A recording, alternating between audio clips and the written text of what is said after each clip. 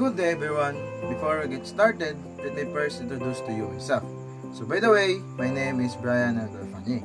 So for today, we will talk about what is nationalism, why it is essential, and what are the factors that gave rise to Filipino nationalism.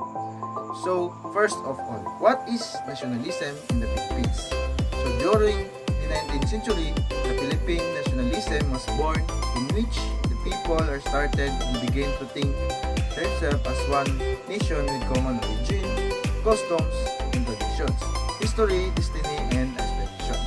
In short, the more people act as one and unite in a way of cultural background, including language and heritage, is the more they act the nationalism towards their country. The question is, why it is essential to have nationalism in a country?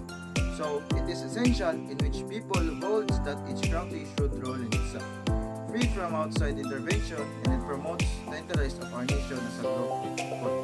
It is important because it enables people to unite and act as one in order to defend, fight for the betterment for our country. Nationalism is not a product of sudden outburst of the sentiment. It is brought about by certain factors that gradually develop. It's like a seed of nourished by a common ideals and aspiration for national unity. So, what are the factors that gave rise to Filipino nationalism? First, opening of the Suez Canal. It made the Philippines closer to world trade, communications, and travel. That makes more travelers and information came to the Philippines. Second, spread of liberalism. Liberal ideas from Europe filtered in. Thoughts of famous political philosophers were made known through books and periodical brought into the country by men from foreign ports. Third, the improvement of transportation and communication facilities that brought Filipino closer, which made them realize their common predicament. Fourth, the Principalia that were able to send their children to schools and even to schools in Spain, that their children were exposed to liberal ideas.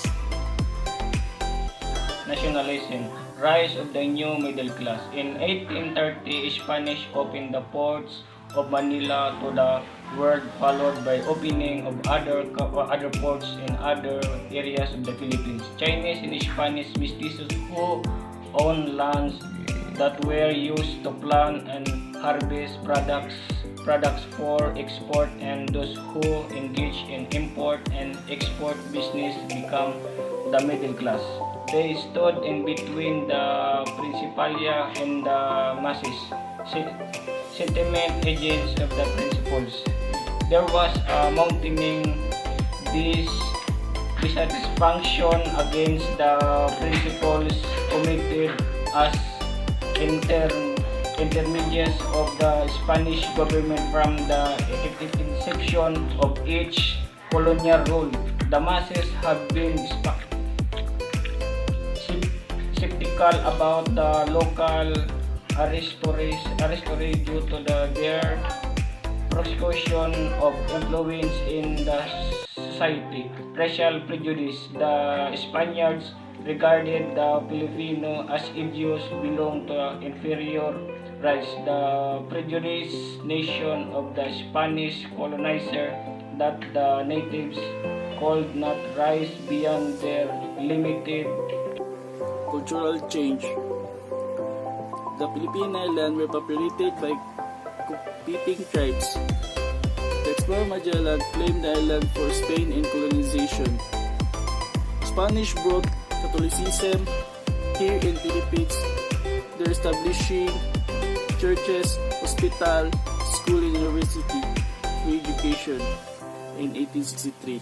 Regularization of the church. There are two kinds of priests served in the Catholic Church in the Philippines. Secular priests not under any religious order began to emerge and were assigned to churches. The regular priests from the establishment order naturally protested. The reason were mostly racist. They were Filipinos and they were unfit to serve as priests. But the underlying motivation was purely economic. More Filipino priests controlling churches would shake the established status. Whether good or worse, they could load a rebellion. Cavite Mutiny. On January 20, 1872, 200 Filipino troops and workers mutinied and killed their Spanish officers. A number of Filipino intellectuals were seized and accused of complicity with the mutineers. After brief trial, 3 priests, Jose Burgos, Jacinto Zamora, and Mariano Gomez, were publicly executed. The 3 subsequently became martyrs to the cause of Philippine independence.